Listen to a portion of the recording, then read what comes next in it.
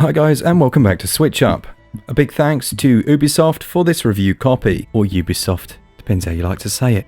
Here we have our performance review of Assassin's Creed The Rebel Collection on the Nintendo Switch. How does it perform? Well, let's find out.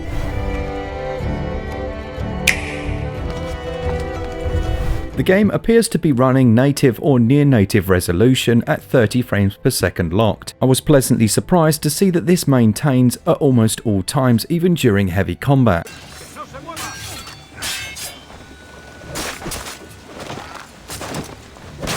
In terms of anti-aliasing, it doesn't appear they've used a great deal, which on one hand is a good thing because it keeps the image nice and clear, but on the other it means those jaggedy edges are real in docked mode. While I didn't find it a huge issue, it was most notable when you're on board your ship looking up at the strings, as they had slight jaggies on them, and particularly if you're used to a PC, you're going to see this quite heavily. Now that being said, as mentioned, the performance is very solid, and even during heavy combat seems to maintain quite a smooth rate. When in handheld mode, the game seems to shine much more. Just by its nature, compressing the 720p image down in size sharpens everything up massively. In handheld, it actually looks nicer than it does on my PC, which is quite a testament, with the performance still capped out at 30 and everything running slickly. Now back to docked mode, when you're in towns and cities, as we saw in previous titles, and you would have seen it if you've played any Assassin's Creed game before, you will sometimes notice, if you're moving quickly, that people kind of fade into the level. They almost appear in front of you.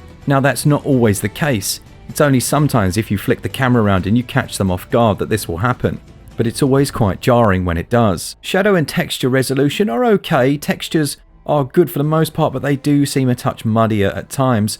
Whereas the shadows are excellent, they're of a high quality, and particularly if you saw my recent Pine video, these are night and day compared to those pixelated messes. Good old motion controls are here, as well as the ability to customize your X and Y axis freely, and touchscreen implementation, which is another nice little feature. Load times seem to be quite decent actually, and fall in line with other versions of the game. The vast majority of the title has no load times at all, as you sail around the world and can leave your ship and enter any of the colonies you find, but the ones that are here are okay. As far as I can tell so far, the audio's come out quite well. I wouldn't say it was quite as crisp as the PC version, but it certainly seems to be of quite a high quality. So, Ray, I see.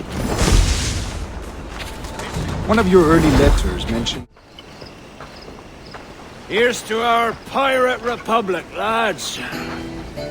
Developers are learning their lessons from the Dark Souls release, which had a very low quality audio at launch. The sea shanties all come out nicely. With a set of headphones and that extra crispy docked mode, you're going to be having a great time. Be warned, this is a quite hefty file size on the Switch, so either make sure you've got enough room or go for the physical purchase, which is also cheaper. Overall then, and I'm very pleased to say it, the Rebel Collection runs really well on the Nintendo Switch. All versions of the game seem to be better optimized than the previous Switch launch, and the motion controls, HD Rumble, touchscreen and handheld mode implementation for Switch Lite users are nice touches. If you've got any questions, as always with our performance reviews, leave them down in the description, and if I get round to it, I'll make sure I answer them. A big thanks to everyone who watches the channel. If you enjoyed the content, hit the like button, do all that silly stuff. And as always, a big thanks to our patrons who support the channel each month. For all things Switch, all the time, keep it Switch up. Cheers guys, see ya!